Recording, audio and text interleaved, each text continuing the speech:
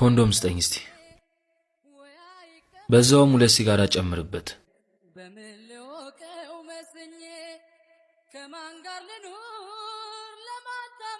ለምንድን ያልጠየቅሽኝ ምኑን ኮንዶምና ሲጋራውን ለምን እንደገዛው ለምንም ግዛው አይመለከተኝም የምትወጁ ሰው ሲጠፋ ያየሽ ምን አገባኝ ይባላል እንዴ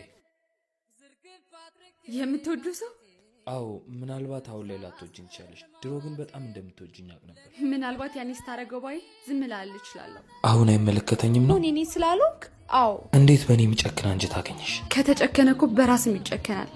አምሮብሻል ጥሩ ላይ ነሽ ምናልባት አሁን ላይ ማንንም ነነደኝ ሰው ስለሌለ ይሆናል ዛሬም እንደውል ጊዜው አንድ ድል እንድትሰጪኝ ጠይቅሻለሁ